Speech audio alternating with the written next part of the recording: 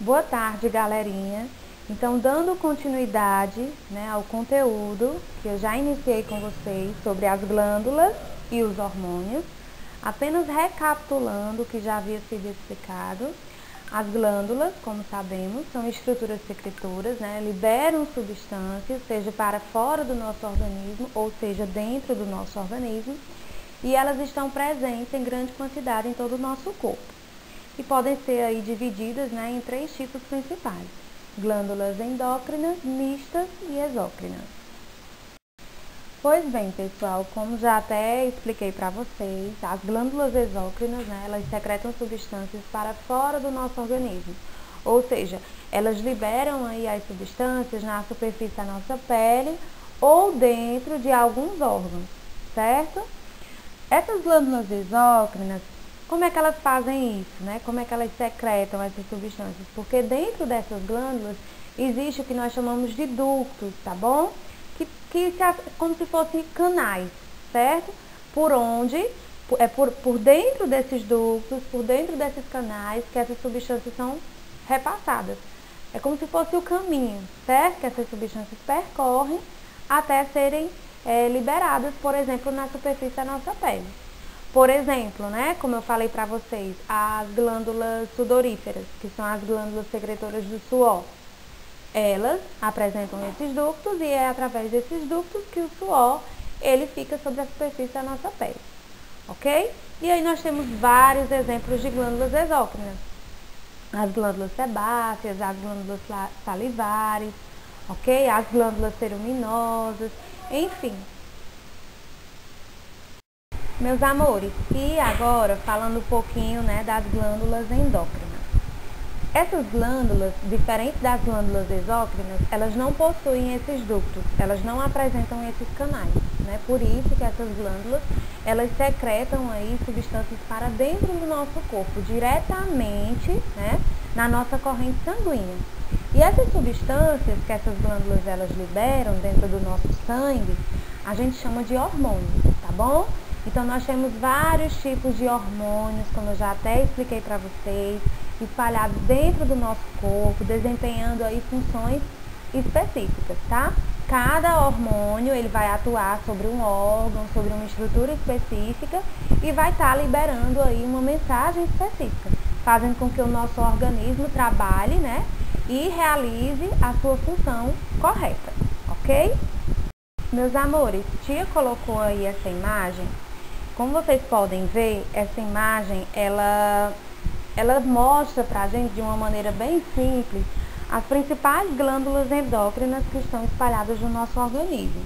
Como vocês podem ver, logo no início, aí no ápice, na região do nosso sistema nervoso, a nossa cabeça, nós temos a hipófise, tá? Como eu falei para vocês, a glândula mestra do nosso organismo, devido à grande quantidade de hormônios que essa glândula libera, além de controlar outras glândulas no nosso corpo, como por exemplo, que eu citei para vocês na nossa live, a tireoide, e o outro exemplo também de glândula, que a hipófise controla, são as glândulas suprarrenais também, ok?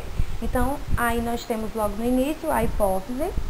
Depois, da hipófise, nós temos a tireoide e as paratireoides, que daqui a pouquinho, no próximo slide, eu vou explicar melhor para vocês sobre as paratireoides, tá bom?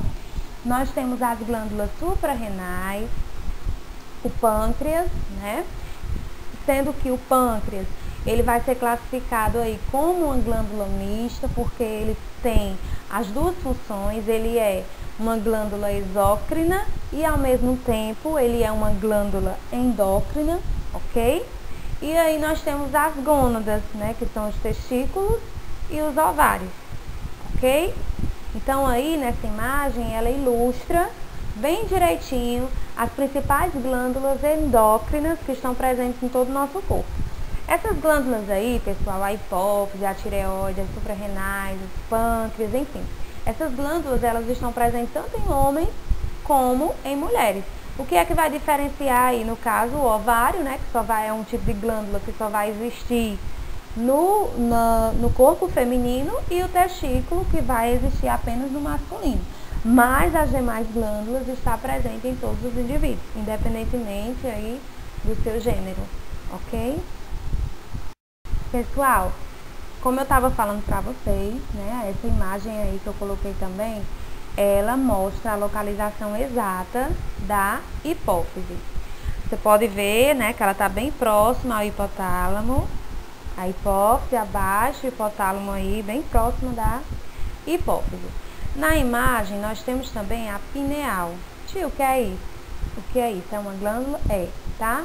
É uma glândula que também está presente no nosso organismo. Eu não falei para vocês na live, porque não deu tempo de falar sobre essa glândula.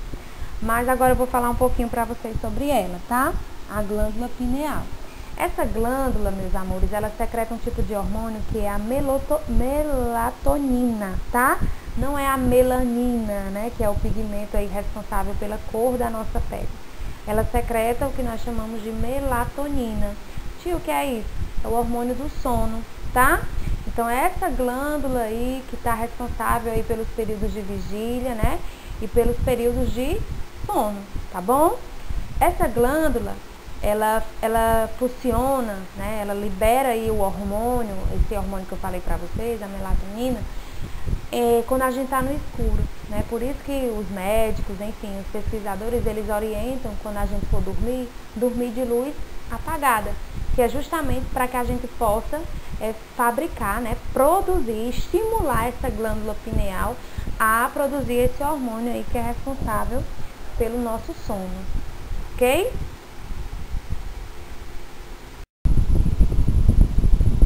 Gente, nesse slide nós temos os principais hormônios que são produzidos pela hipófise, certo? No livro didático de vocês, na página 54, vocês podem ver, né, todos esses hormônios aí que são produzidos e a função de cada um, ok? Apenas relembrando, que eu já havia até explicado para vocês durante a nossa live, nós temos aí o GH, né, que é o hormônio do crescimento. Lembrando que alterações no nível, né, desses hormônios, na produção desse hormônio, nós temos aí alguns problemas, que é o nanismo e o gigantismo. O nanismo, que vai se caracterizar quando a hipófise ela produz uma quantidade muito baixa, né, desse hormônio no nosso corpo, e aí a pessoa ela acaba adquirindo uma baixa estatura, são pessoas muito pequenas, certo?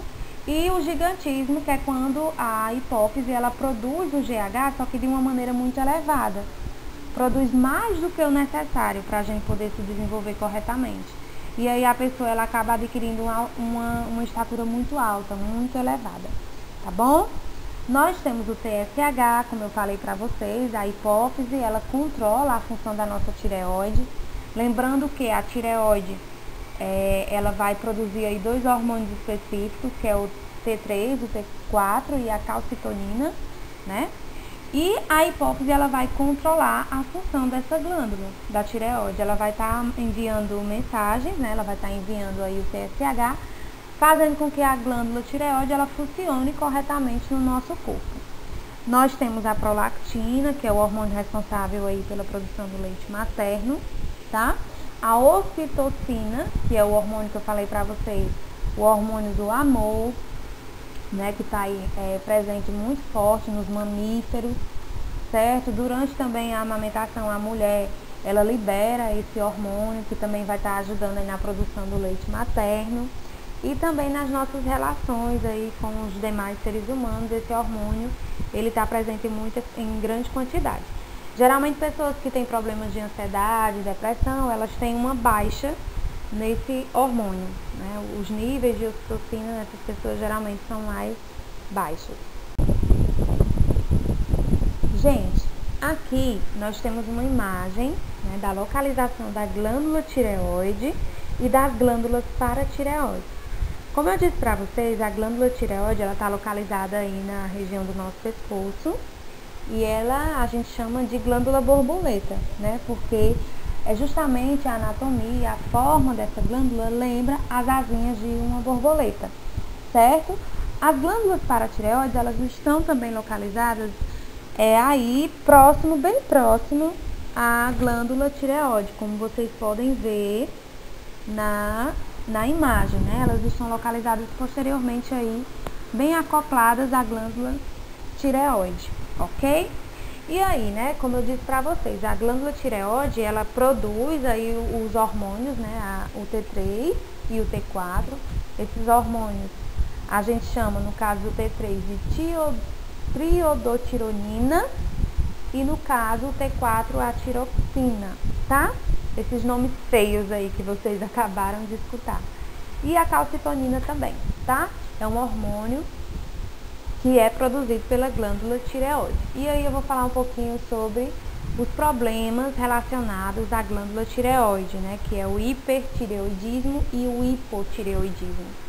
O hipotireoidismo é quando a glândula tireoide ela produz os seus hormônios em uma quantidade muito baixa, que não é efetiva para o metabolismo do nosso corpo.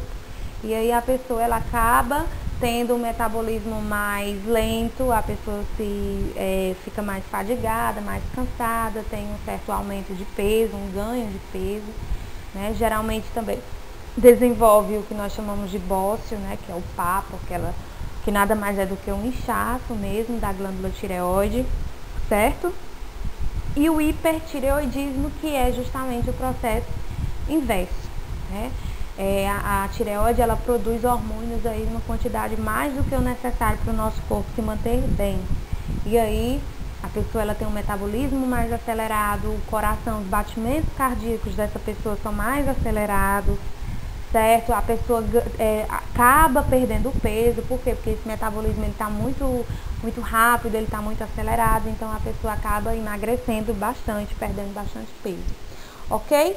E a calcitonina, ela também é um hormônio liberado pela tireoide e ela vai estar aí com a função de liberar cálcio para os nossos ossos, tá? A nossa corrente sanguínea.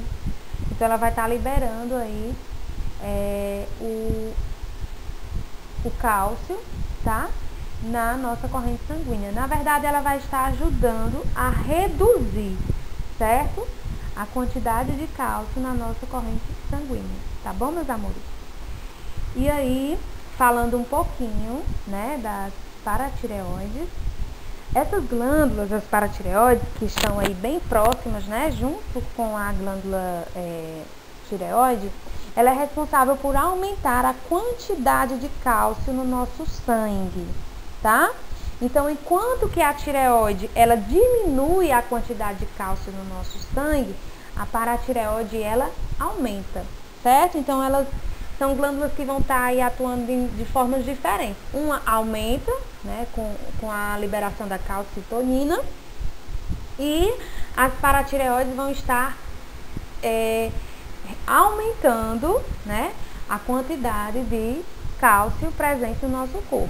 Então, a tireoide libera a calcitonina, reduzindo a quantidade de cálcio no nosso sangue, e as paratireoides, elas liberam o que nós chamamos de paratormônio, que aí aumenta a quantidade de cálcio no nosso sangue, na nossa corrente sanguínea, ok? Deu para compreender? Pessoal, essa imagem que eu coloquei aqui nesse slide, vocês podem ver bem direitinho os principais sinais, né, que o hipo e o hipertireoidismo causa na pessoa, no indivíduo que está acometido com a doença. Então, olha só, pessoas que têm o hipertireoidismo, que seria o excesso dos hormônios, né, aí produzidos pela tireoide, elas podem ter aí os olhos esbugalhados, tá? Ela vai ter uma sudorese maior, ela vai estar produzindo mais suor. Por quê? Porque o seu metabolismo está mais acelerado. Vai ter a existência do bócio. Lembrando, né, que tia foi pesquisar sobre esse bócio e ele pode estar presente tanto no hiper como no hipo, tá? Ele não está presente só no hipertireoidismo, não. Ele também pode estar presente quando a pessoa está com o hipotireoidismo, tá bom? E aí, no caso do hipotireoidismo, a pessoa ela tem o cabelo seco. Também, no caso, a pessoa pode ter queda de cabelo, tá bom? Um sinal é isso também, a queda de cabelo, o cansaço, a fadiga. A pessoa que está com hipotireoidismo, ela também tem uma tendência a desenvolver problemas como a depressão, a ansiedade, certo? ok? Então, nessa imagem dá para vocês identificarem bem direitinho os principais sinais e sintomas de alterações aí causadas, né, nos níveis de hormônios produzidos aí pela tireoide. Pessoal, agora eu vou falar para vocês sobre as glândulas suprarrenais. Eu não falei, né, dessa glândula durante a nossa live porque também não deu tempo, esse conteúdo ele é muito extenso. Então, assim, as glândulas suprarrenais, elas estão localizadas sobre os nossos rins, tá? Está localizada acima dos nossos rins. Vocês podem ver aí nessa imagem que eu coloquei para vocês no slide, tá? Dá para vocês visualizarem bem direitinho. Tia, e o que é que essas glândulas elas irão secretar, né? Quais são os principais hormônios aí secretados por essa glândula? Vai ser a adrenalina e o cortisol. Gente, em situações de estresse, tá? Essas glândulas elas secretam aí grandes quantidades de hormônios. É o que nós chamamos de luta e fuga, né? Nas reações de luta e fuga, quando a gente, por exemplo, toma um susto, ou quando a gente se sente em perigo, tá? Quando a gente se sente ameaçado, essas glândulas elas vão estar aí produzindo esses hormônios, tá? Principalmente aí nas situações de estresse ou situações de alerta, tá ok? Então, vamos falar aqui um pouquinho. O cortisol, né, ele vai estar regulando as diferentes reações metabólicas, como eu disse para vocês, né, vai estar relacionado aí com o preparo do nosso corpo para as situações de estresse e de alerta. E também pode estar relacionado com outros processos, como também os processos inflamatórios do nosso corpo. O cortisol ele também está relacionado, certo? Ok? Pessoal, aí nós temos o pâncreas, né? O pâncreas ele vai ser uma glândula mista, porque ele vai ter tanto a função endócrina como a função exócrina. No caso da função exócrina, o pâncreas ele vai estar liberando suco pancreático, né? Que vai estar relacionado aí com o processo digestivo do nosso organismo, tá bom? Ele vai estar liberando aí no nosso intestino esse suco pancreático que vai estar responsável aí por digerir os alimentos que nós ingerimos, tá bom? Então, isso aí é a função exócrina do pâncreas. Já a sua função endócrina seria a função de liberar dois hormôniozinhos específicos aí, que é o glucagon e a insulina, que são hormônios que estão relacionados com os níveis de açúcar no nosso corpo. Então, são hormônios que trabalham de formas diferentes. Por exemplo, a insulina ela vai estar diminuindo a quantidade de açúcar na nossa corrente sanguínea, enquanto que o glucagon ele vai realizar o processo inverso, ele vai aumentar a quantidade de açúcar no nosso corpo. Por exemplo, quando a gente passa muito tempo, né, sem ingerir nenhum carboidrato, nenhum tipo de açúcar, sem se alimentar, jejum prolongado, certo?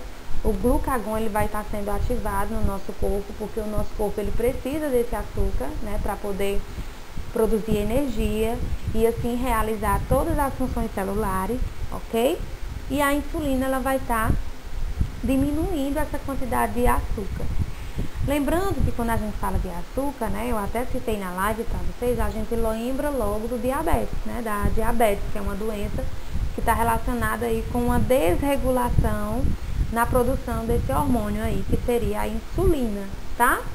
Aí nós temos a diabetes tipo 1 e diabetes tipo 2. A diabetes tipo 1, a pessoa ela já nasce com uma predisposição genética a ter uma falha, certo? Nesse hormônio. Já a diabetes tipo 2, ela é adquirida por uma alimentação desregrada, falta de exercício físico. Então, o organismo dessa pessoa acaba produzindo insulina em quantidade muito baixa, muito pequena. E aí a pessoa acaba produzindo aí, quer dizer, não é produzindo, ela acaba sendo acometida aí pela diabetes, ok? Agora nós vamos falar, né, sobre os testículos e sobre os ovários, que também não deu tempo de falar na live para vocês. Os testículos e os ovários são glândulas mistas. Tia Terezinha, por quê, né? No caso do testículo, gente, que está presente aí no organismo masculino, ele vai ter a sua função endócrina, no sentido da produção do hormônio da testosterona, né, que é o hormônio responsável pelas características masculinas. certo? As características sexuais masculinas. E ele vai ter a sua função exócrina quando ele vai estar liberando aí através dos ductos o espermatozoide, tá bom? Do mesmo jeito, pessoal, é os ovários, né, que vai ter a função endócrina e vai ter também a função exócrina. No caso da função exócrina, é quando os ovários, ele libera, né, os óvulos.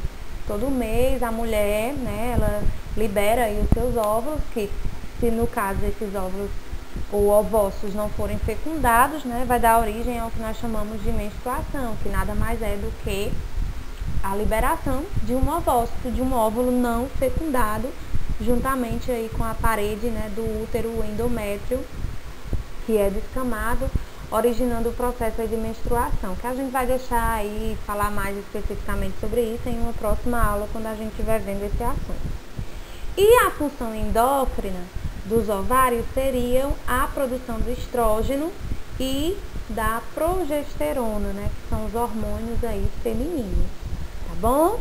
Então, os testículos, ovários e o pâncreas são glândulas que nós denominamos de glândulas mistas, que irão ter aí as duas funções, né?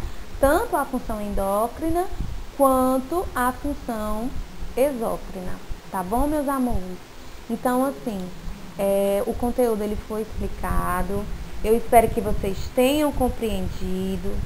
Qualquer dúvida, vocês me procuram no privado, que tia vai estar respondendo prontamente todos vocês, tá bom? Um beijão, forte abraço.